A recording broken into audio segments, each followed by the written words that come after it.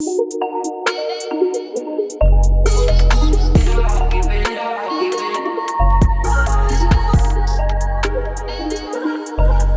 peut commencer presque innocemment sur TikTok, Snapchat ou même au collège. La prostitution des mineurs en France connaît une augmentation inquiétante. Derrière ce terme, des adolescents, essentiellement des filles, qui basculent dans un engrenage de violence et d'isolement. Loin des idées reçues, ce phénomène touche aujourd'hui toutes les régions et tous les milieux sociaux et bouscule nombre de certitudes. Comment, tout juste sortis de l'enfance, bascule-t-on dans le proxénétisme ou la prostitution ? Quelle responsabilité du monde des adultes ? Les réponses sociales, éducatives, judiciaires sont-elles à la hauteur ? Au micro, la voix est libre, c'est maintenant sur France 24. Bonjour à tous. Bonjour. Et merci de nous rejoindre à la Cité Audacieuse, un lieu dédié à la défense des droits des femmes. Christophe Molmy, vous êtes ancien patron de la BRI. Vous dirigez la Brigade des mineurs de Paris, la BPM, où vous avez créé un service d'enquêteurs spécifique pour faire face à la recrudescence du nombre de mineurs en situation de prostitution. Ariane Morel, vous cofondez l'association Méduse en 2021 dans le cadre du premier plan national de lutte contre la prostitution des mineurs. Votre collectif est spécialisé sur la prévention et les questions numériques. Vous mettez la jeunesse au cœur de la prévention, si j'ai bien compris. Et enfin, Louise-Marie Giacomuzzo, vous faites partie du mouvement d'UNI, un mouvement abolitionniste qui lutte contre la prostitution sous toutes ses formes. Aujourd'hui, vous y accompagnez des victimes et des profils à risque. Le mouvement d'UNI a d'ailleurs imaginé un très beau podcast qui s'appelle La vie en rouge et qui donne la parole à d'anciennes victimes en longueur. Parmi elles, Ambre, dont le témoignage anonyme jalonnera notre débat. Et tout d'abord, pour commencer, quelques éléments très factuels. Les chiffres aussi entre 7 000 et 20 000 mineurs prostitués en France, selon différentes estimations. En 10 ans, le nombre de cas recensés par la justice a été multiplié par 10. C'est énorme, avec un âge moyen d'entrée en prostitution de 15 ans. Alors déjà, peut-être, Ariane Morel, est-ce que vous l'aviez vu venir sur le terrain, justement, ce phénomène ? Alors, pour recontextualiser, avant de cofonder l'association Méduse avec ma collègue Gladys Angelard, toutes les deux, on accompagnait des mineurs victimes de prostitution dans le 93. Donc, c'est un peu partie de ces constats-là qu'on a eu envie de monter notre association pour agir surtout en prévention. Parce qu'on voyait dans nos accompagnements des jeunes de plus en plus jeunes, ou alors que leur situation était repérée très tard par les professionnels. Donc on s'est dit qu'il fallait mettre le paquet sur la prévention au plus tôt. Donc nous, on agit dès 11 ans. Et surtout, outiller les professionnels pour repérer au plus tôt aussi ces situations de violence. Parce que des fois, on trouvait ces jeunes de retour de fugue à l'aube de leurs 18 ans. Mais en fait, ils et elles étaient en situation de prostitution depuis bien plus longtemps avant, notamment 13-14 ans. D'accord. Christophe Molmy, vous, à la Brigade des mineurs, comment vous avez senti un peu ce phénomène poindre ? Comment vous l'avez aperçu ? Alors d'un mot pour revenir sur vos chiffres, quand vous parlez des chiffres qui ont décuplé, ce ne sont pas les chiffres de prostitution, mais de proxénétisme. Sans faire un cours de droit, la PJ travaille sur le proxénétisme. Le proxénétisme, c'est tirer profit de la prostitution de quelqu'un d'autre. La prostitution, c'est vendre son corps, et l'usage de la prostitution, c'est être un client. En France, pour rappel, la prostitution n'est pas réprimée par la loi. Donc les prostituées ne sont pas poursuivies parce qu'elles vendent leur corps. Et en effet, le chiffre dont vous parliez, qu'aussi autour de 15 000, c'est un chiffre noir qui n'est pas vraiment vérifié, mais qui doit être pas loin de la réalité, qui à mon avis est dans ça même. C'est le nombre de jeunes filles mineures qui commencent vers 11 ans, à la BPM, nous on a vu la plus jeune à 11 ans, jusqu'à 17 ans, et qui vendent leur corps. Le proxénétisme est très particulier, donc ça induit que des individus tirent profit de la prostitution de quelqu'un d'autre, soit des jeunes filles ou des jeunes hommes. C'est des jeunes, les proxénètes, ils ont rarement plus de 25 ans. On a autant de femmes que d'hommes, d'ailleurs, actuellement. Et ces affaires de proxénétisme ont décuplé. On est passé d'une douzaine à peu près en 2013 à une centaine fin d'année dernière. Alors, c'est pas par hasard. C'est parce que 2012-2013, notamment, c'est le début de l'essor des réseaux sociaux. Très rapidement, avant, le proxénétisme et la prostitution étaient matérialisés, territorialisés. C'est-à-dire qu'une jeune femme, plus ou moins jeune, vendait son corps à un endroit, à un coin de bois, dans un véhicule sur les maréchaux.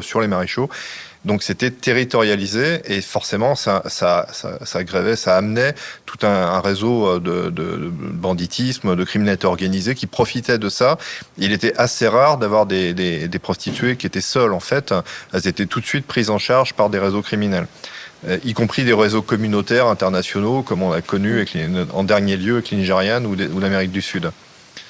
Actuellement, et depuis l'essor des réseaux sociaux, on a des jeunes filles qui y ont ubérisé en quelque sorte, enfin c'est pas elle d'ailleurs, c'est la société qui a ubérisé la prostitution, et qui vont toutes seules directement, pas toujours, hein, il y a aussi l'action de proxénètes, mais certaines vont toutes seules directement sur les réseaux sociaux pour se vendre. Le problème aujourd'hui, c'est que de leur chambre d'ados, alors il y a tous les profils, hein, il y a tout type de prostituées. Il y en a sous le joug des proxénètes, celles qui ne veulent pas du tout, celles qui veulent mais qui travaillent avec d'autres. On va y aller étape par étape, voilà. vous allez vite. Mais vous avez aussi des jeunes filles qui, toutes seules dans leur chambre, par l'ouverture de leur téléphone, la fenêtre de leur téléphone portable, peuvent contacter des gens de tout horizon, soit qui font la promotion de la prostitution, d'autres jeunes filles qui vont leur dire c'est super, tu peux gagner beaucoup d'argent, et elles sont influençables, ou des proxénètes qui leur offrent la possibilité de rentrer dans des réseaux de proxénétisme. Donc elles sont touchées en direct par les réseaux sociaux. Alors qu'auparavant, il fallait se vulnérabiliser par son parcours, et toutes les jeunes filles ne se retrouvaient pas à un moment approchées par des proxénètes ou des vendeurs de drogue. Il y en a qui étaient très préservés, y compris dans les campagnes. Aujourd'hui, les réseaux sociaux touchent tout le monde, partout. Donc il n'y a plus de limite. Louise-Marie, sur ce phénomène de rajeunissement, vous qui travaillez justement sur cette question de la prostitution plus largement, est-ce que vous l'avez vu venir, cette arrivée de la prostitution des mineurs sur ces plateformes ? Vu venir, peut-être pas. Après, c'est venu assez progressivement quand même, le rajeunissement. Là, ça devient vraiment de plus en plus jeune. Je suis plutôt d'accord, on est plus sur du 11-12 ans, sur les premiers actes prostitutionnels.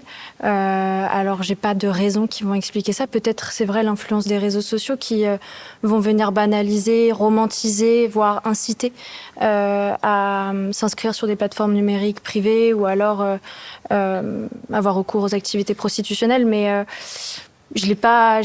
Moi, personnellement, je l'ai pas vu venir plus que ça. Et quand vous dites les premiers actes prostitutionnels, donc on a le chiffre de 11 ans qui est tout à fait effrayant. Je pense qu'on peut en convenir. On pense à quoi, les premiers actes prostitutionnels ? Qu'est-ce qui doit nous alerter, en fait ? Parce qu'il y a vous parlez aussi beaucoup dans votre mouvement de situations pré-prostitutionnelles. Hein. Oui. Qu'est-ce que c'est ? Alors, les premiers actes prostitutionnels, en tout cas de ce que je vois de ma réalité au quotidien, ça va être les premiers viols commis par les proxénètes, ce qu'on appelle les viols tests. Donc, quand on parle du pré-prostitutionnel, c'est parce qu'on remarque que les jeunes filles et les jeunes hommes qu'on accompagne sont, pour la très grande majorité, déjà des victimes de violences sexuelles, ce qui va venir favoriser l'entrée dans la prostitution, favoriser le travail, en fait, faciliter le travail du proxénète pour l'emmener très progressivement vers les activités prostitutionnelles. Mais aux alentours de 10, 11, 12 ans, en tout cas de ce qu'elle témoigne, ce qu'il et elle témoignent, ça va être ce qu'on appelle le viol test. Donc, c'est-à-dire le proxénète le ou la proxénète, hein, parce qu'il n'y a pas que des hommes en effet, qui vont violer littéralement le jeune ou la jeune pour l'abattre et pour derrière plus facilement l'exploiter sexuellement. Mais comment on fait pour en arriver là ? Est-ce qu'il n'y a pas justement avec les réseaux sociaux tout un dégradé de possibilités, c'est-à-dire, c'est ce qu'on entend un petit peu, c'est-à-dire qu'on va s'inscrire sur un site, mettre peut-être une photo à peine dénudée, ça peut commencer par un pied, ça peut ensuite être une épaule, etc. Ensuite, on va plus loin. Qu'est-ce qui doit nous alerter, en fait, et à quel moment on rentre dans une situation prostitutionnelle ? Est-ce que ça, c'est des choses que vous étudiez un petit peu ?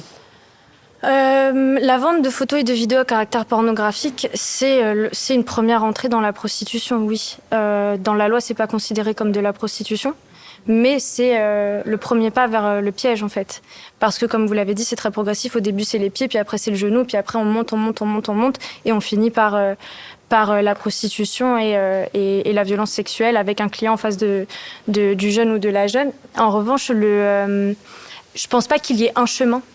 Et il n'y ait pas une manière d'entrer dans la prostitution. Là, on parle de vente de photos et de vidéos à caractère pornographique, mais ça peut être aussi une relation amoureuse, ça peut être une amitié qui est toxique, qui est violente, ça peut être un parent, ça peut être...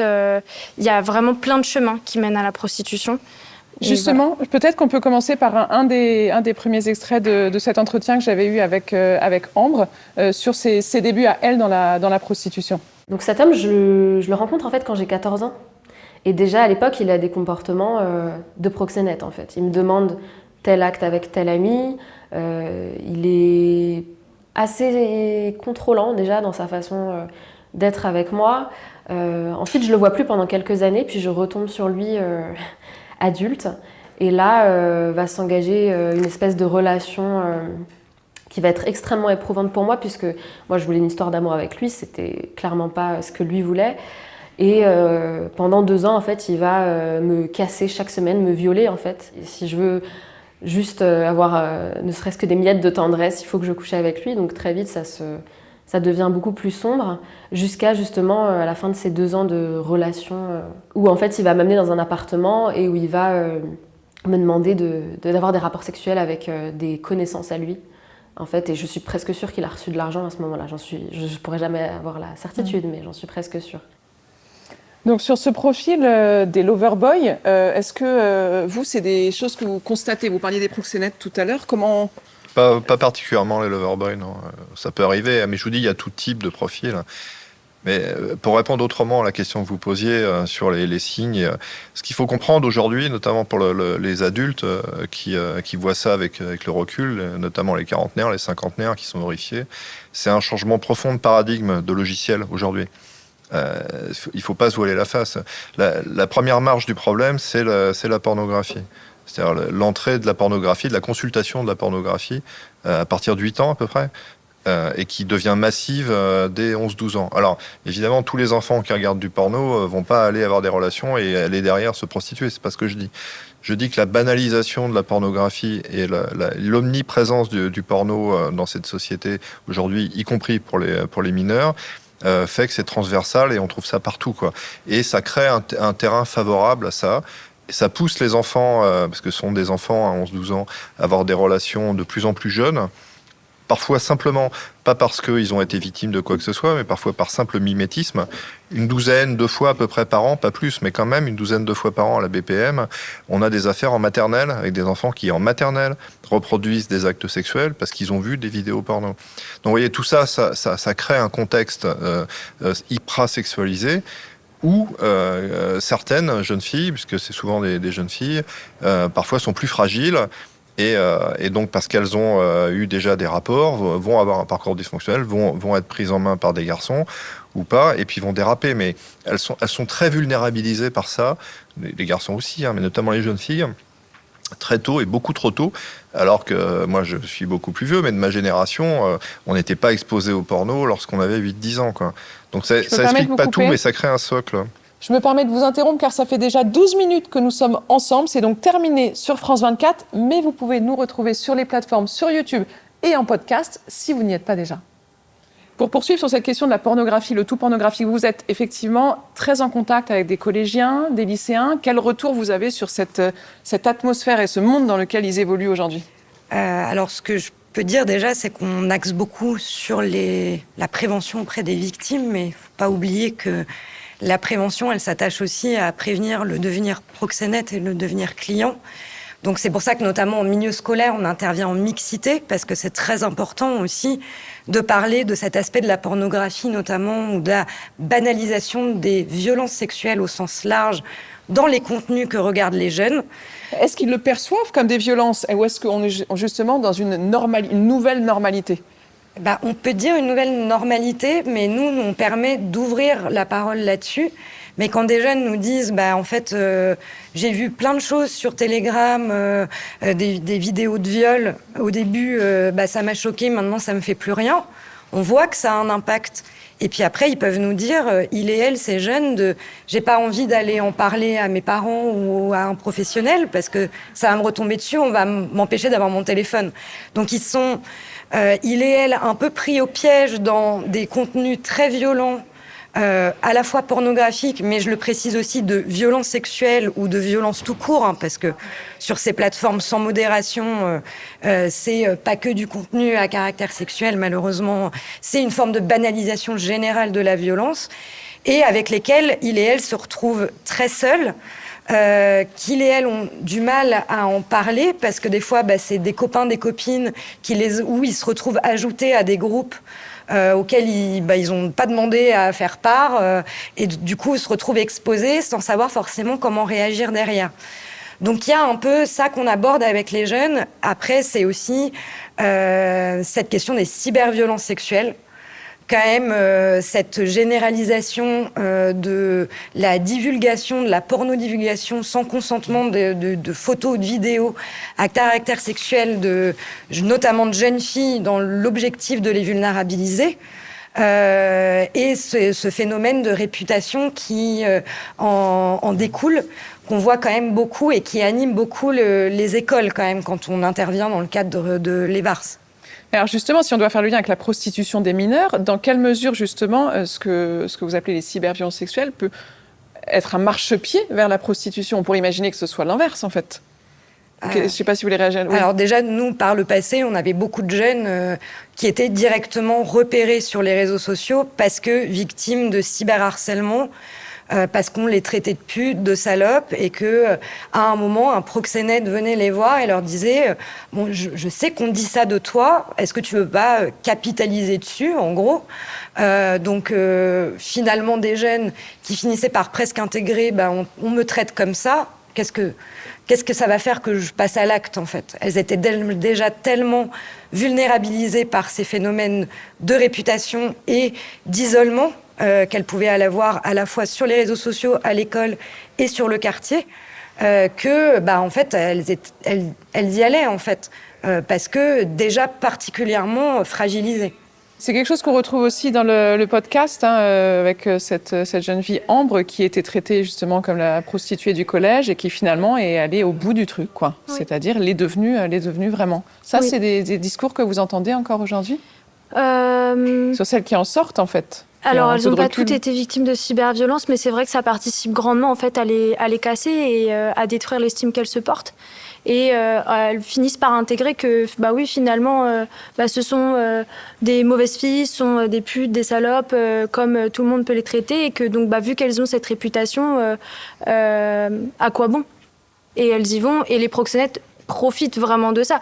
Vous l'avez super bien dit, il faut capitaliser dessus, autant en profiter. Ils rentrent un petit peu dans cette stratégie-là de manipulation, de dire mais moi je trouve pas que t'es une fille comme ça, moi je trouve que t'es plutôt une femme forte, t'es très courageuse et en fait ce qui tourne de toi, toute la vie l'a déjà vu, donc maintenant tu vas faire de l'argent avec et puis tu vas transformer ta vulnérabilité en force. Vous l'entendez ce discours-là aussi? On a ces profils-là, ouais. En fait il y a un peu de tout, hein. On a aussi des jeunes filles qui sont très vulnérabilisées, mais par la société dans laquelle elles vivent, qui sont exposées, ce sont des enfants, qui parfois sont exposés beaucoup trop tôt à la sexualité, ça les déborde. Moi, je me rappelle d'une qui disait, plutôt que me retrouver avec 3 mecs dans une cave, autant gagner de l'argent. Et en l'occurrence, personne ne l'avait forcée à se prostituer, mais elle avait été trop vite, trop tôt, et avec une certaine brutalité, mais pas forcément un dessein de la prostituée, mise dans des situations qui l'ont sidérée et après qui la fragilisent, quoi. Il y a un peu de tout, hein. On a aussi, ce que vous disiez dans le nombre, on a aussi des jeunes filles qui sont pas forcées à proprement dit par des garçons à se prostituer, hein. Elles sont déconstruites par tout ce qu'on vient d'évoquer. Elles sont vulnérabilisées par le porno, par la sexualité. Aujourd'hui, on sait qu'il y a régulièrement, on le voit dans nos dossiers, des comportements SM chez des ados. Bon, c'est un truc complètement surréaliste, mais ça revient. Donc tout ça, ça crée quelque chose d'assez violent pour elles. Et parfois, elles sont fragiles et donc elles se disent, après tout, pourquoi pas gagner de l'argent avec ça? Elles arrivent à s'en convaincre, hein. Quand même savoir que la majorité du temps dans nos affaires de proxénétisme, nous on traite des affaires de proxénétisme, les victimes, donc les prostituées, d'abord disparaissent pendant la garde à vue et puis très fréquemment se retournent contre nous, prennent la défense des proxénètes. Donc vous voyez, c'est quelque chose de très complexe. Ça reste des victimes, bien évidemment, mais on les habitue à ça, on les formate à ça. La société les formate aussi à ça, dans une certaine mesure. Et il n'y a pas systématiquement des proxénètes. Il y a fréquemment, mais pas systématiquement. C'est le discours aussi de dire c'est mon choix, je fais ce que je veux. Justement, là-dessus, on peut peut-être écouter aussi Ambre. À un moment, quand on dit c'est mon choix, c'est une défense. C'est une défense pour se protéger soi, c'est une défense pour protéger les autres, la famille, etc. Même quand ils ne sont pas au courant, c'est une manière de rester autonome. Mais en fait, ce qu'il y a derrière cette autonomie qu'on prétend avoir, c'est des rhétoriques d'agresseurs, en fait. Parce que moi, ils ont passé tous mes 14 ans, les hommes m'ont dit « Mais c'est toi qui choisis. Mais attends, on fait ça entre adultes, à 14 ans. On fait ça entre adultes, c'est la sexualité, c'est la liberté, c'est normal. Si j'avais dû me rendre compte à l'époque de la violence de ce que je vivais, c'est-à-dire énormément de relations non consenties, sans désir, qui me dégoûtaient en fait. Je pense que c'est une protection du psychisme en fait de dire c'est mon choix. C'est pour ça que je suis très méfiante à l'égard de cet argument-là en fait, quand on l'utilise dans le cadre de la prostitution, qui est quand même l'exploitation du corps des femmes. Vous l'entendez ça aussi? Oui, on l'entend beaucoup et c'est quelque chose qu'on essaye dans nos interventions vraiment d'aller toucher auprès des jeunes parce que on sent un discours entendu dans la société que les jeunes vont répéter. Elle le veut bien, elle est consentante, mais en fait, nous, on passe beaucoup de temps à déconstruire déjà de partir de ce qu'est le consentement et en fait c'est pas si simple, le consentement. Il y a quand même 5 points, donc on les retravaille avec les jeunes, et notamment l'envie partagée. Et que, à partir du moment où, en fait, il y a de l'argent, en fait, on n'est pas dans une relation consentie. On est dans une relation inégalitaire. Il y a un moment où il y a quelqu'un qui a le pouvoir par l'argent. Et d'amener quand même les jeunes à comprendre que c'est du coup une violence sexuelle à partir de ce moment-là. On entende ou pas qu'il y ait des proxénètes, même si nous, on voyait bien que les jeunes qu'on accompagnait, même si brièvement, elles étaient sans proxénètes, elles étaient tellement vulnérabilisées qu'à un moment, elles étaient repérées par d'autres personnes. Mais que de bien faire comprendre, notamment aux jeunes, que c'est l'acte prostitutionnel lui-même qui est une violence en soi. Et nous, dans les accompagnements qu'on menait, le moment où on parlait des clients avec les jeunes, c'était le moment où ça se brisait, en fait. C'est quand même une des premières violences. Une jeune que j'ai accompagnée qui, elle, a été repérée par un client sur la plateforme Coco à l'époque, qui a bien fait part d'elle par la suite. C'est un client qui lui a proposé une montée en enchères pour se voir pour un acte prostitutionnel. Elle n'a pas vu le risque, elle y est allée. Mais le moment où elle m'a parlé de cet acte-là et de comment elle s'est décomposée psychiquement et physiquement à la suite, c'est une réalité. Donc, il ne faut pas aussi avoir peur, je pense, dans les accompagnements, en effet, d'en parler, mais aussi que la société prenne conscience de quoi on parle, que c'est quand même cet acte-là et qu'il faut aussi agir sur le fait de prévenir le devenir client et qu'il y a quand même cette demande de jeunes, de plus en plus jeunes, à prostituer, mais aussi à consommer, en fait. Mais ça, c'est très juste, si vous me permettez. C'est aussi le regard qu'on porte sur la prostitution qui devient inquiétant. Pourquoi ? Parce que maintenant, alors pas seulement les prostituées, mais aussi les clients, tout le monde, on ne parle pas de prostitution, on parle d'escorte. Disent, moi, je suis pas une pute, je suis une escorte. Ou je suis allé voir une escorte, c'est pas pareil. Et en fait, doucement, insidieusement, il y a une certaine normalité qui s'est installée et qui fait que dorénavant, c'est pas si grave et c'est plutôt presque normal d'avoir une relation avec une escorte. Parce que, pour quelqu'un qui ne connaîtrait pas, comment il justifie la différence entre escorte et il y en a prostituée ? aucune, c'est de la sémantique. Une prostituée, ça reste une prostituée, mais pour se donner des apparences d'autres choses, on dit mais une escorte, c'est réputé gagner plus d'argent, choisir ses clients, travailler dans des endroits plus clean, enfin voilà. Mais ça reste de la prostitution purement et simplement. Mais dans le langage, c'est devenu quelque chose de différent, et dans l'attitude aussi. Et on voit aujourd'hui, moi je me rappelle d'une affaire il y a peu de temps, de jeunes qui fêtaient le 31 décembre, qui étaient des vieux mineurs, jeunes majeurs bientôt, et qui avaient invité des escortes. Et puis ça choquait personne entre eux. Enfin, c'est un truc quand même extraordinaire. Il y a 20 ans, 30 ans, on n'aurait pas invité des prostituées à une soirée, quoi. En tout cas, pas dans les milieux habituels. Et c'est devenu quelque chose de presque normal. Et ce qui est terrible, c'est aussi, ça me semble important aussi de le rappeler, c'est l'imaginaire qui est véhiculé par certains sur les prostituées, dont certaines auraient réussi leur vie, dont je ne vais pas faire la promotion de leur nom, mais qui reviennent en boucle dans le discours des jeunes prostituées et qu'elles élèvent en exemple. Et donc pour elles, c'est un choix de vie. Et c'est quelque chose de respectable. Alors, comme il y a encore une fois, à mon avis, il y a une palette extrêmement large de profils de prostituées, mais on a quand même ça qui revient aussi en boucle, c'est le fait de dire, mais en gros, la société a changé, vous n'êtes pas rendu compte, c'est normal, c'est un boulot comme un autre, et puis c'est tout à fait naturel d'aller voir une escorte. Il n'y a plus le même regard qu'il y avait auparavant, qui était quand même assez négatif sur les prostituées et les clients, qu'on conspuait et qui se cachaient. Aujourd'hui, on fait ça à ciel ouvert, quoi. Est-ce que justement, ce que dit M. Molmy, vous êtes d'accord avec ça ?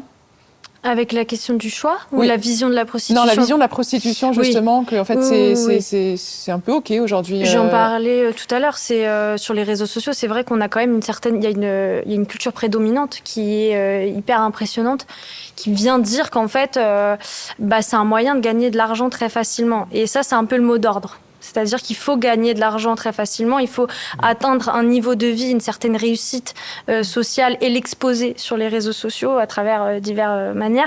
Et on a des influenceurs et influenceuses qui font la promotion, soit des activités pornographiques, soit des activités prostitutionnelles, au sens large, c'est-à-dire la prostitution en tant que telle, mais aussi la vente de photos et de vidéos à caractère pornographique. Donc c'est vrai qu'il y a un discours ambiant qui vient dire que c'est cool, que c'est pas si dangereux que ça, et que c'est un travail comme les autres, et que finalement tout le monde en fait peut réussir sa vie au travers de ça. Ce qui est particulièrement dangereux parce que ce sont des adultes qui s'adressent à des mineurs. On l'a vu très récemment, il y a des influenceurs qui se sont fait interroger sur ces questions-là lors de commissions parlementaires, mais ils se rendent pas compte en fait de l'impact qu'ils ont sur ces mineurs-là quand ils sont en live et qu'il y a des millions de jeunes de 14, 15, 16 ans qui les écoutent, qui ont envie d'avoir leur vie, d'avoir leur prestance, leur charisme, et qui donc du coup seraient prêts à entrer dans ce piège-là. Moi, j'aimerais juste revenir sur un truc, sur la question du choix et sur la posture que les mineurs majeurs aussi compris peuvent avoir. C'est vrai qu'à premier abord, c'est assez perturbant quand une jeune fille de 14 ans nous regarde et nous dit « Non, mais c'est mon corps, c'est mon choix, j'ai décidé, je suis en plein contrôle ». La phrase préférée, c'est « Non, mais je gère, tout va bien ». C'est une posture de survie, c'est une posture de protection, c'est des mécanismes de résistance, c'est être sujet et non pas être un objet. Donc c'est en déconstruisant et c'est en allant un petit peu plus profondément dans ce que c'est que la prostitution, les activités prostitutionnelles en tant que telles, c'est en nommant avec le cadre légal que, alors progressivement et au rythme des personnes évidemment, que les victimes finissent par faire tomber ce masque. Mais à quel moment, alors, entre le moment où elle est chez vous, dans vos locaux à la Brigade des mineurs, le moment où elles sont chez vous et elles sont déjà un peu sorties, en fait, d'affaires? Elles sont pas sorties. Non. Moi, j'accompagne pas que des filles. Alors, à quel moment, en fait, on arrive à briser justement cette résistance et on arrive à toucher autre chose? Il n'y a pas un moment, c'est-à-dire que là, c'est vraiment chaque individu gère la chose à sa manière. J'en ai qui arrivent et qui sont déjà parfaitement conscientes, en fait, des choses, et j'en ai qui sont dans une posture de non, je vois pas en quoi je suis une victime. Donc en fait, c'est comment elles vont être accompagnées, les différents professionnels qui vont être autour d'elles et d'eux. C'est important pour vous qu'elles réalisent qu'elles sont victimes, qu'elles se disent qu'elles sont victimes? C'est un passage obligé pour en sortir? À mes yeux, c'est pas un passage obligé. Enfin, j'oblige rien en fait sur les jeunes filles. Je les oblige même pas à sortir de la prostitution. C'est au Mouvement d'Uni, c'est quelque chose qui est très important, c'est-à-dire qu'on a un accueil inconditionnel. On ne demande pas à ces jeunes femmes de sortir de la prostitution pour qu'elles puissent bénéficier de notre accompagnement. Par contre, nous, notre travail, c'est de faire prendre conscience à ces jeunes filles et ces jeunes hommes la réalité de la prostitution. Alors qu'elles se reconnaissent victimes ou non, ça c'est propre à elles et à eux. Et on ne va pas plus vite que la musique, on ne leur impose pas des choses. Tout comme le vocabulaire, on parlait du vocabulaire, d'escorting, de michetonnerie, de travail. Moi, si j'ai une jeune fille de 14 ans qui me parle de travail, je ne vais pas venir placarder le mot prostitution alors que je sais qu'elle n'est pas prête. D'accord. Je prends le temps et c'est très individuel. Et donc voilà. Je propose qu'on écoute Ambre qui va, je pense, rejoindre, en tout cas très bien illustrer votre propos. Je déteste cet argument de l'argent facile, c'est pas vrai. C'est des situations qui traumatisent les femmes et elles vont mettre toute une vie à s'en défaire. Par contre, je reconnais qu'il y a une accessibilité. Mais aujourd'hui, on a, avec Internet, avec les réseaux sociaux, avec des sites comme OnlyFans, Mime, etc., une facilité à rentrer dans ce milieu-là. Parce qu'il faut savoir que c'est quand même des pentes glissantes vers la pornographie, qui est de la prostitution filmée, hein, et même la prostitution en dehors, l'escorting, comme on appelle ça. Moi, je pense qu'il y a fondamentalement un malentendu là-dessus. En fait, on fait croire aux victimes qu'il y a équivalence. On fait croire aux victimes que ce qu'elles perdent ou ce qu'elles donnent, en fait, ce qu'elles subissent, hein, est égal à ce qu'elles vont gagner. Là-dessus, est-ce que vous avez une réaction justement sur cette espèce d'appât du gain où en fait on se dit que son corps est... Voilà, c'est un commerce comme un autre? Déjà, c'est comment reprendre, avoir une l'impression de reprendre le contrôle de sa vie, des fois à un moment par rapport à ce que les victimes ont vécu avant. Donc nous, on dissociait jamais l'exploitation sexuelle, parce que je pense que c'est aussi important de faire attention en effet aux mots. Vous parliez de l'overboy, nous on s'attachait beaucoup à dire petit ami proxénète. En fait, c'est des choses où on a du mal des fois, mais c'est partout, hein. Même nous, on se questionnait beaucoup dans ce qu'on disait par le passé, mais toujours être vigilant à ce qu'on va transmettre comme première fenêtre aux jeunes dans nos mots. Parce qu'on est peut-être le seul ou la seule professionnelle à lui dire qu'en effet c'est une violence, mais peut-être que là c'est pas le moment de son déclic à elle ou à lui pour sortir de la prostitution, mais cette personne l'aura entendu et on n'aura pas banalisé ce qu'elle vit, cette personne.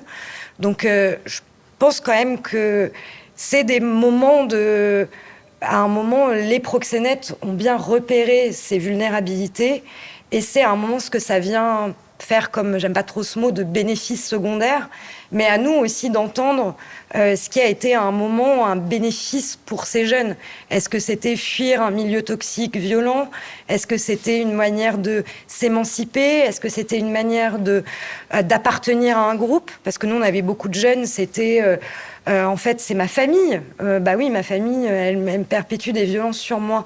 Bah là, je suis dans une sorte de colocation avec des personnes qui me donnent cette illusion que je suis bien, je suis aimée. Donc en fait, c'est qu'est-ce qui va venir à un moment répondre à des failles que ces jeunes ont par rapport à leur parcours qui est émaillé de violence. Donc avant même de parler des fois des actes prostitutionnels et des violences prostitutionnelles, nous on essayait de guider ces jeunes vers qu'est-ce qui à un moment est venu... combler cette faille première et parler des premières violences aussi. Pour revenir, parce que vous évoquiez les proxénètes, qu'est-ce que vous pourriez nous dire aujourd'hui sur est-ce qu'on parle de réseau? Est-ce que c'est spontané? Est-ce que c'est c'est individuel? Est-ce qu'il y a un schéma, en fait, qu'on puisse essayer de comprendre? Déjà, a priori, parce que des choses peuvent nous échapper, mais a priori, il n'y a plus de réseau très structuré, très organisé, communautaire ou pas.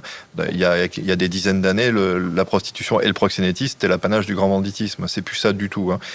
Aujourd'hui, sont des gamins, en fait. Ceux qu'on a en garde à vue sont généralement des gosses qui ont moins de 25 ans.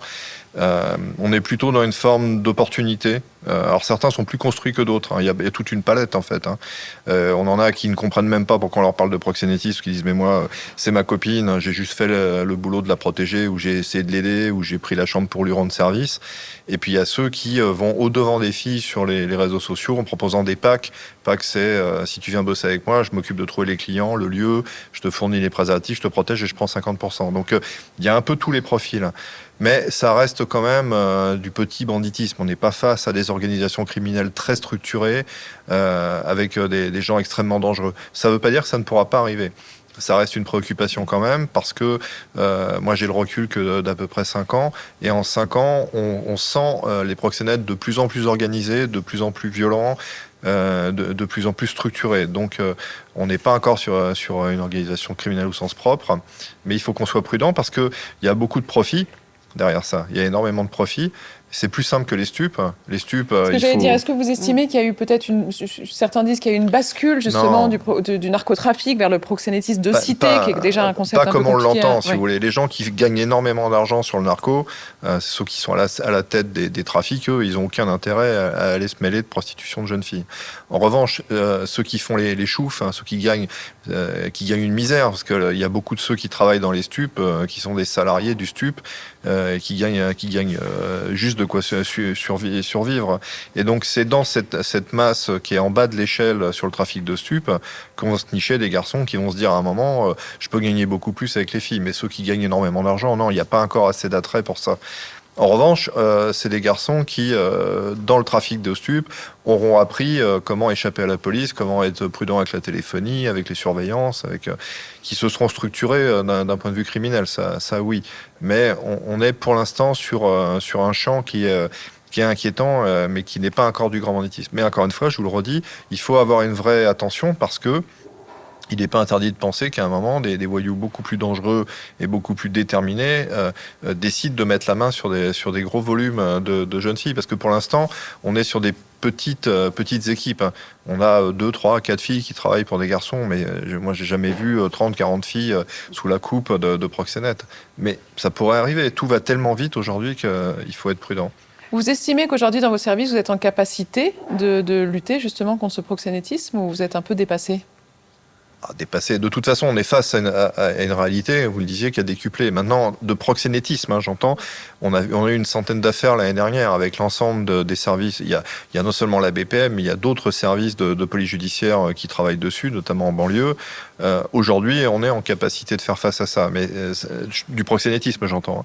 La vraie problématique dans cette question, c'est que, je vous l'ai dit tout à l'heure, la prostitution n'est pas réprimée, les proxénètes le sont, mais pas les clients en réalité, parce que normalement ils sont poursuivis. Il y a une législation, il y a des infractions, il y a des contraventions plus ou moins graves, voire des crimes. Vous pouvez nous rappeler un petit peu juste l'éventail pour la clientèle? Alors, et a fortiori quand elle est la mineure. pénalité en tête, mais oui, c'est une contravention lorsqu'il s'agit d'une majeure, en récidive qui est plus lourde. En général, c'est des peines pécuniaires.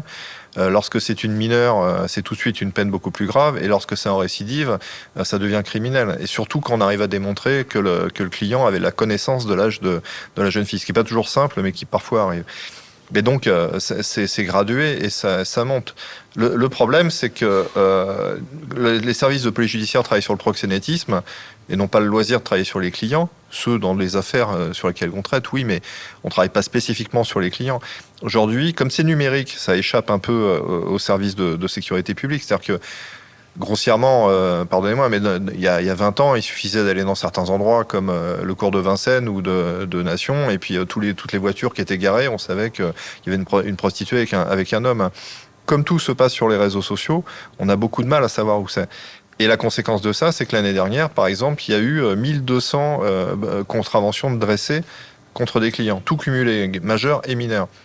Donc vous voyez bien, c'est une industrie qui est énorme, avec une répression de la clientèle qui est quasiment inexistante, et des services de PJ qui sont efficients, mais qui se tournent vers les proxénètes, qui pour l'instant ne sont pas systématiquement présents lors de la prostitution. Donc on a un creux, on a un problème d'appréhension du phénomène, Ouais, et notamment mouvant, des clients qu'il faudrait, ouais. à mon avis, réprimer beaucoup plus durement et avoir les moyens de le faire. Oui. Vous voulez réagir là-dessus? Oui, les clients de la prostitution, c'est, je pense, l'angle mort. Bien on sûr. n'en parle pas. On ne parle pas de qui sont ces hommes. C'était juste après. Qui justement profitent du corps de ces femmes et de ces hommes. La soi-disant difficulté de prouver qu'ils savaient qu'elles étaient mineures, elle est très facile. Sur les sites de prostitution, les mineures, elles sont toutes classées entre 18 et 20 ans. Il y a un champ lexical qui existe, qui relève également de la pédocriminalité, de tous ces forums un petit peu sombres.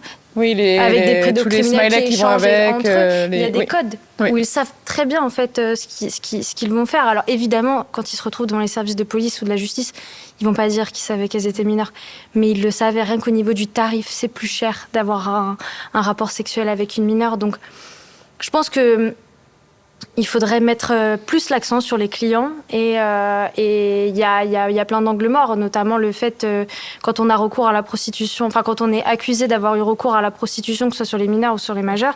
Moi, quelque chose qui me révolte assez et qui révolte également les jeunes filles que j'accompagne, c'est que ces clients sont rarement poursuivis pour viol également. Donc en fait, il n'y a que la moitié de ce qu'elles ont subi qui peut être réparé entre guillemets par la justice et la reconnaissance de victimes de viol arrive très rarement. Ça, c'est un angle mort. Donc il y a un vrai travail à faire sur les clients. C'est pas suffisant. Vous voulez réagir aussi, peut-être Ariane, sur les clients, justement? Oui, je rejoins tout à fait ce que vous dites. C'est quand même, en effet, l'angle mort. Il faut quand même préciser que depuis 2021, parce que toutes les lois sur les violences sexuelles faites aux mineurs, ça a du coup engendré qu'un client qui a recours à la prostitution auprès d'une mineure de moins de 15 ans, il peut être poursuivi pour des faits de viol sur mineur, donc quand même encourir 20 ans de prison. Mais on voit bien que dans les faits, même récemment, il y a eu un procès dans le 94, ça n'a pas été retenu.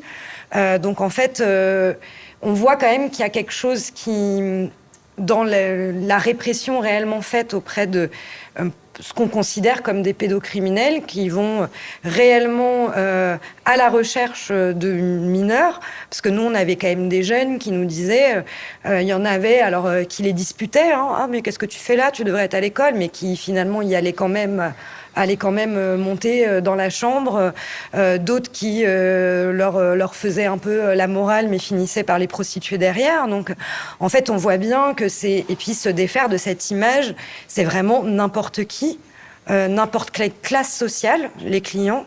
Nous, on déconstruit beaucoup avec les jeunes cette question de la misère sexuelle. Oui. Nous, des fois, on a quand même des jeunes en prévention qui, de premier abord, nous disent « Ah bah là, je viens de comprendre que j'ai peut-être pas le droit de violer ma femme, du coup, j'ai le droit d'aller voir une prostituée. » Alors, voilà, quand même des... Attends, il y a des jeunes de quel âge vous dites ça 14-15 ans. Donc, il y a quand même des choses à déconstruire aussi dans l'image de la possession, de l'objectification qu'on fait, voire de la réification carrément du corps des femmes. Donc c'est quand même un gros travail que nous, on essaye de mener en prévention. Petite question juste par rapport à ça. On sait que les discours masculinistes sont très forts aujourd'hui sur les réseaux sociaux. Est-ce que vous voyez une incidence justement dans l'état d'esprit des jeunes garçons aujourd'hui ? Et donc, peut-être une autorisation, un blanc-seing sur ce genre de questions de prostitution ? Alors, nous, on commence vraiment de plus en plus à percevoir dans nos interventions ce discours un peu plaqué, où on sent qu'il y a une reproduction d'un discours de ces vidéos que nous, on a regardées aussi, vraiment désagréable à regarder, mais pour aussi se faire une idée de, en effet, à quel point c'est des reproductions de discours, quand même de personnes avec un argumentaire très bien huilé, très difficile à contrer, c'est-à-dire que nous, on peut amener des chiffres, des enquêtes, des choses. De base, on va nous rétorquer que c'est pas une bonne victime, que ce que nous, on raconte, c'est faux. Donc on voit que c'est très difficile à verrouiller parce que c'est en perfusion. Il faut imaginer que c'est des algorithmes, que sur 3-4 heures de scroll que les jeunes vont se faire sur les réseaux, ça va être ces discours en permanence. Et en plus, ces jeunes-là vont peut-être pas avoir un contre-discours à la maison. Là, on voit aussi l'importance d'intervenir dans le cadre de l'EVARS, parce que si on l'a pas à la maison, qu'on a ça sur les réseaux sociaux, il faut que l'école prenne aussi son premier rôle pour contrebalancer tout ça. Elle le fait selon vous ? Non, il y a une volonté... un peu de retard sur ces questions-là. Voilà, il y a une volonté là, il y a quand même le nouveau programme qui est sorti. Nous, on voit qu'on est de plus en plus contactés dans ce cadre-là, sauf qu'en fait, avec quels moyens ? C'est-à-dire que nous, il y a des établissements qui nous contactent, mais on n'a pas plus de subventions de l'État ou des collectivités ou des collèges. Donc, en fait, on voit qu'il y a peut-être une prise de conscience, mais qu'il faut aussi qu'il y ait plus de moyens donnés pour que ces actions soient réalisées. 2021, il y a quand même de l'argent qui est alloué à cette question-là. Vous l'avez senti, perçu comment... Moi, je vois là, depuis justement le programme, c'est vrai que la question de l'EVRAS est un petit peu revenue au centre de la table.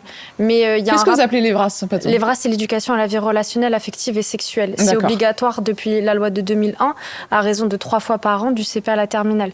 Le dernier rapport du CESE, justement, sur la question de l'EVRAS, seuls 15% des élèves interrogés l'ont eu une fois dans leur vie. D'accord. Donc, c'est quand même...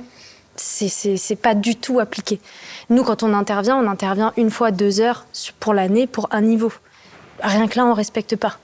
Et on a l'impression, pour autant, de faire le mieux avec les moyens qui sont alloués, avec les équipes et surtout avec les établissements scolaires aussi qui veulent bien nous ouvrir leurs portes. Donc, sachant que les collèges sont aussi des lieux où peuvent commencer justement ces discours-là et les premiers actes. Et ça, il faut peut-être le rappeler aussi. Bien sûr. Il y a...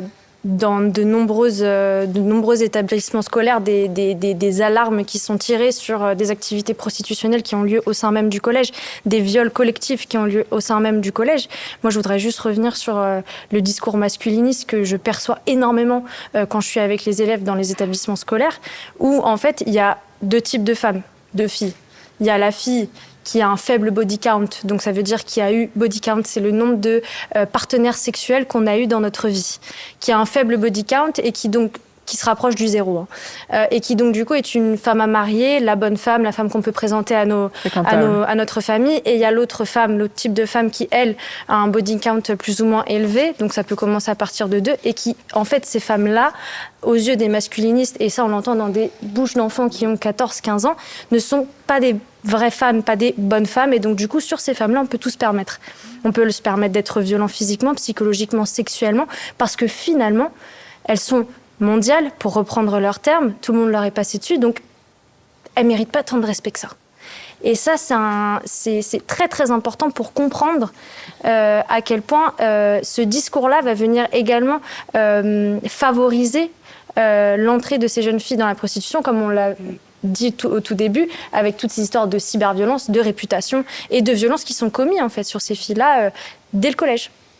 C'est relativement effrayant. Je ne vous parle pas donc en tant que policier, mais en tant qu'homme, justement, sur ce discours-là qui commence à prendre de la place dans la société. Quel regard vous portez dessus ? Bon, déjà, tous les hommes ne pensent pas à ça, ne se conduisent pas de cette manière-là. Il ne faut pas généraliser. Après, ce qui est sûr, c'est qu'il y a en effet chez les plus jeunes, parfois des discours qui sont étonnants pour des gens de mon âge. Un recul en arrière qui se ressent dans le discours. Avec une volonté effectivement de ramener la femme à la cuisine et à la mère de famille, qui est assez étonnant. Ouais. Ça, c'est vrai. Bon, maintenant, moi, je me garde toujours des généralités. Ce qui est sûr, c'est que chez les clients, on constate qu'on a quand même... les clients, c'est pas tous des hommes de 30 à 50 ans. Hein. On a aussi beaucoup de mineurs. Ça commence au collège, notamment. Donc, on peut imaginer que le premier acte sexuel ait lieu avec une prostituée. Systématiquement, là aussi, il ne faut pas faire de généralité, mais ça arrive. On a des jeunes filles qui se prostituent dans les collèges et des jeunes qui sont clients. Donc, je vous disais tout à l'heure, c'est pour ça que je vous parlais de cet exemple, mais on l'a souvent, de gamins qui font des soirées et qui font venir des escortes, parce que c'est normal, c'est rentré dans les mœurs. Donc, c'est devenu quelque chose d'accepté et d'acceptable, ce qui n'était pas le cas auparavant, quoi. Je voudrais qu'on parle un petit peu maintenant des conséquences, qu'on avance un petit peu dans le débat. On va écouter Anne peut-être une dernière fois là-dessus. Jeune, j'ai pas eu l'occasion de construire une sexualité saine. Donc en fait, ça a eu des conséquences effectivement aussi sur toute ma vie. La sexualité violente, malsaine, non consentie, avec tout ce que ça implique de détails sordides, de lieux sordides, etc. Voilà, moi j'ai eu des gros problèmes de santé mentale après. 10 ans après, j'ai été en hôpital psychiatrique plusieurs fois. Les relations familiales sont affectées, les relations amicales, les relations avec les hommes évidemment, et tous les hommes, tous. Parce qu'on a du mal après à voir ne serait-ce qu'un homme comme quelqu'un de potentiellement fréquentable en fait, quand on a vu tant de violence de la part de tant d'hommes. Donc ça bouleverse tout un monde en fait. Est-ce qu'on parle assez aujourd'hui dans le débat public des conséquences psychiques et physiques de justement ce passage par la prostitution ? Non, pas du tout. Au contraire, c'est encore une fois, ça revient un peu ça rejoint ce qu'on dit depuis tout à l'heure, c'est qu'il y a une image assez glamour de la prostitution, sans pour autant parler des conséquences directes que ça a sur le corps. Que ce soit la santé physique ou mentale, Ambre en parle très très bien.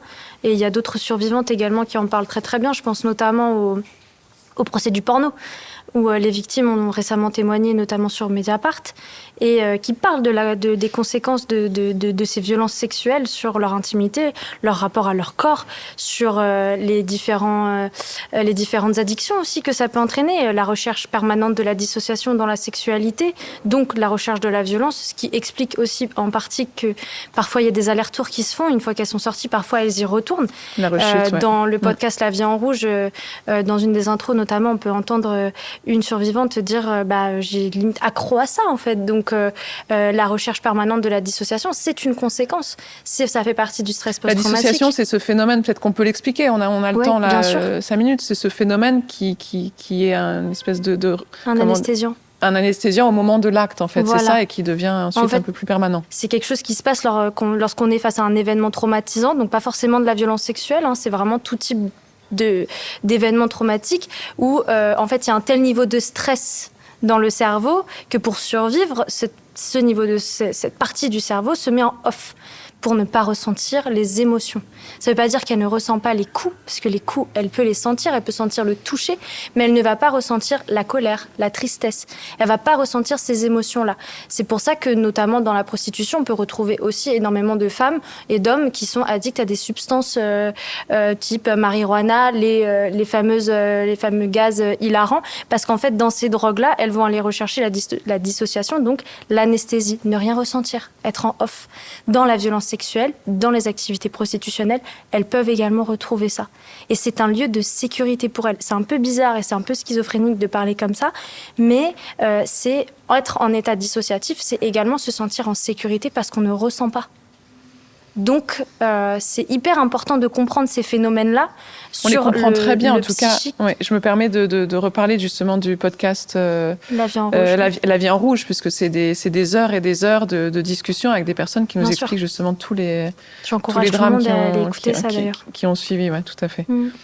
Parlons peut-être un peu de prévention. Est-ce que la prévention aujourd'hui est suffisante? Comment s'organise-t-elle? Peut-être que vous pouvez nous en dire un mot. Et quels sont les axes de prévention? Parce que vous avez dit il y a la discussion dans des collèges, mais franchement, est-ce que ça suffit? Et qu'est-ce qu'on peut imaginer d'autre? Alors nous, à Méduse, on a pensé la prévention déjà en termes d'aller vers au maximum des jeunes partout où ils et elles sont.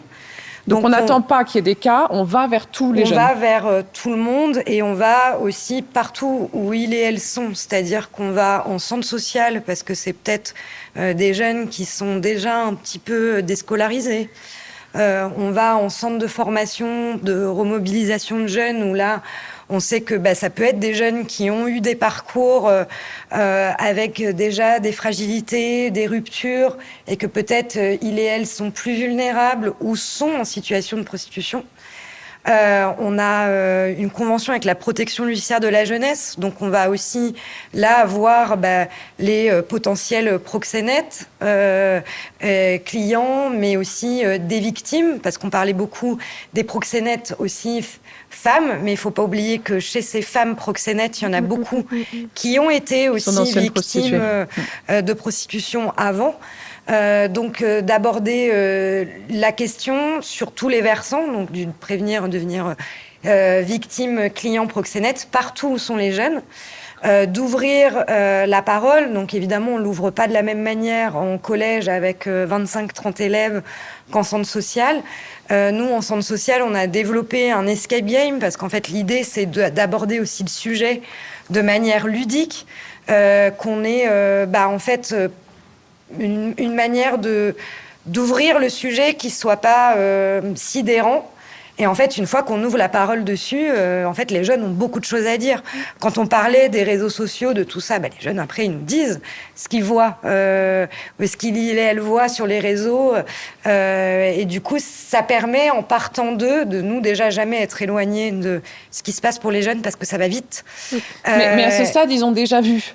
Ils ont déjà inscrit sur leur réseau, ils ont déjà eu accès à la pornographie. Est-ce qu'il n'y a pas, peut-être encore en amont, des décisions à prendre, justement? Est-ce que, alors je sais que la pornographie, il y a des lois qui sont passées récemment. Par rapport à ça, qu'est-ce que vous diriez peut-être, Monsieur Molmy, aussi là-dessus? C'est des décisions majeures qui doivent être prises. Si vous voulez plus que les jeunes aient accès au porno, il faut couper certains sites, purement et simplement. Aujourd'hui, Ça fait sens pour vous? Oui. Ça ferait sens de couper justement l'accès à ces sites? Ah bah oui, oui. Il ne faut pas faire de la demi-mesure. C'est bien ce qui a été fait déjà, c'est mieux que rien. Mais ça n'empêchera pas les gamins d'aller voir du porno. Ils achètent des VPN, ils demandent à quelqu'un de leur donner un accès, de leur envoyer sur des boucles, sur des réseaux sociaux, des films porno. Enfin, c'est comme de l'eau, tout ça, ça ruisselle, quoi que vous fassiez. Donc aujourd'hui, vous avez quand même des sites de prostitution. Vous pouvez aller les consulter si vous voulez, avec les prostituées, réputées toutes majeures, avec des commentaires de clients en France. Le problème, c'est que souvent, ce sont des sites qui sont à l'étranger. Donc il faut prendre des décisions. On vit pas. C'est toujours un problème d'équilibre entre les droits et libertés. On n'est pas dans une dictature, donc on ferme pas Internet en claquant des doigts, et c'est tant mieux. Mais des fois, on tergiverse peut-être de trop. Mais il y a des sites, à mon avis, qui devraient être résolument fermés. Ouais. On tergiverse de trop? Oui. Oui. Oui. Alors je suis d'accord, c'est vrai que les dernières mesures, elles sont peut-être pas suffisantes parce que c'est déjà ça. Hein. c'est déjà ça. Et encore, ça Il y a une pas prise de vraiment conscience fonctionné. peut-être quand même. Il y a une prise de conscience. Enfin oui, il y a une prise de conscience certes, mais elle est, je suis assez d'accord, elle est pas suffisamment forte. C'est-à-dire que c'est plus des grands slogans pour dire oui, non mais les mineurs on va les protéger, c'est très très grave ce qui se passe, mais enfin les sites qui étaient censés fermer, ils sont ouverts aujourd'hui. Voilà. Et le discours prolifère. Et le discours par ailleurs. continue, et les mineurs ont toujours accès à ça. S'ils y vont pas sur les sites internet, ils vont via Telegram, il y a mille et une façons aujourd'hui d'avoir accès à des sites pornographiques. Donc il faut une volonté politique qui soit ferme là-dessus. Il faut pas qu'il y ait de flou, il faut que ce soit clair, net, et que tout le monde soit d'accord sur le fait que les mineurs ne doivent pas avoir accès à ce genre de vidéos, qu'il faut les protéger. C'est pas une question de liberté à ce stade. C'est pas une question de liberté, c'est une question de protection, littéralement. Mais peut-être quand même ouvrir, parce que malheureusement, nous, à notre échelle, on n'est pas justement dans les décisions des lois, mais d'ouvrir la parole sur ce qu'il et elle voient. Parce qu'en fait, quand on est dans la banalisation de la violence dans la sexualité, de l'exposition de plus en plus tôt à des scènes traumatiques. Il y a une étude du Centre de victimologie de mineurs qui montrait bien que parmi les jeunes victimes de prostitution, une grande majorité d'entre elles et d'entre eux avaient leur première expérience sexuelle. Alors je mets des guillemets, c'est parce que quand on parle de viol ou d'avoir été contraint ou d'avoir regardé des pornos très violents, mais c'est quand même leur première interface avec la sexualité, c'est ça pour beaucoup d'entre eux et d'entre elles.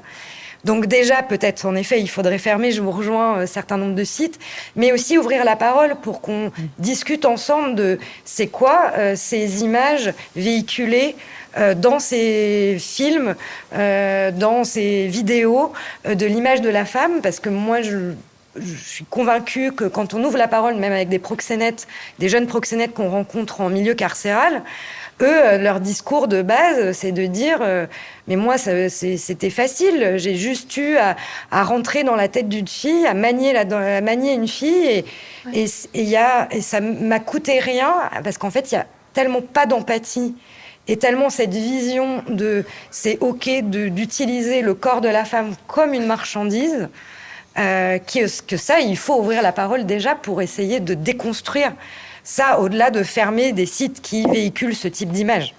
La question du manque d'empathie est bien plus générale, effectivement, à l'échelle de la société française. Est-ce que vous auriez peut-être un dernier mot, justement, pour la jeunesse qui nous écoute beaucoup sur les réseaux, sur ce sujet-là? Alors déjà, nous, chez Méduse, on a créé cette association pour partir de vous, les jeunes, parce qu'on sait que ces sujets-là, là, on peut être des experts, des adultes, mais vous les vivez, et que nous, on veut partir de vous, vous mobiliser pour qu'en fait, la prévention, elle parte de vous. Et qu'en fait, un message de prévention, si moi, je le pense toute seule... de mon vieil âge, il sera pas aussi efficace que votre slogan que vous mettrez sur votre affiche à destination des jeunes de votre âge. Et comme on dit toujours, je me souviens d'un collège où le principal n'a rien compris à l'affiche qu'on a faite avec les jeunes. Et en fait, c'était Paris gagné, parce que elle était comprise par tous les autres élèves de leur établissement. On est curieuse de la voir, cette affiche. Monsieur Molmy, peut-être, en tant que chef de la brigade des mineurs, votre dernière pensée sur ce sujet? Bon, allez, pas tant pour les enfants, c'est difficile, pour moi, c'est difficile de leur parler, mais surtout aux parents, quoi. Moi, je me pose toujours la question de la pertinence de laisser une tablette ou un portable à disposition d'un gamin de 8 ans ou de 10 ans. Voilà, il faut qu'ils se méfient. Souvent, les parents ne se rendent pas compte, en réalité. Soit ils méconnaissent, ou ils veulent pas savoir. Mais quand vous discutez avec des familles, même dans le privé, vous commencez à expliquer aux gens que l'entrée du porno, c'est 8 ans et qu'à 12 ans, tous les garçons vont en voir. Vous avez des parents qui disent non, mais pas le mien. Mais si, donc c'est surtout pour les parents. Essayez de réfléchir, quand vous confiez une tablette ou un portable à un gamin, ce qu'il va aller regarder, essayez de contrôler, parce que c'est une fenêtre ouverte sur tellement de choses qu'il ne devrait pas voir, que le problème commence par ça. Ça n'explique pas tout, mais c'est la première marche vers les problèmes, quoi. Un dernier mot peut-être pour les victimes, les survivantes Oui, comme vous les voilà, appelez. c'était plus à l'intention des enfants victimes de toute forme de violence, parce qu'on en a beaucoup parlé de la violence sexuelle. Moi, je les encourage très fortement à parler, ne pas avoir honte, à ne pas se sentir coupable, à savoir qu'ils ne sont pas seuls. Et que peut-être que au moment où ils vont parler, l'adulte qui va recevoir l'information ne sera pas en capacité de la recevoir à ce moment-là, mais c'est pas grave. Il y aura un deuxième adulte ou un troisième adulte ou un quatrième adulte qui sera prêt à écouter et à le protéger ou la protéger par la suite, mais qu'il faut pas avoir peur de parler parce que c'est indispensable. Si on parle pas, on résout pas le problème et on peut pas vivre avec. Enfin, on peut vivre avec une fois que c'est pris en charge, mais on ne peut pas faire en sorte de le mettre dans une petite boîte et de faire comme s'il n'existait pas. Le déni, que ce soit le déni des victimes de violences ou le déni plus général de la société vis-à-vis des violences faites aux enfants, il doit s'arrêter. Il doit s'arrêter maintenant. D'où l'importance de créer des espaces de parole bienveillants. Merci à tous, merci d'être venus pour ce débat de Haut Micro. Et je rappelle le numéro d'urgence, le 119 pour l'enfance en danger, car il s'agit bien d'enfance dont on parle. À très bientôt au micro sur France 24.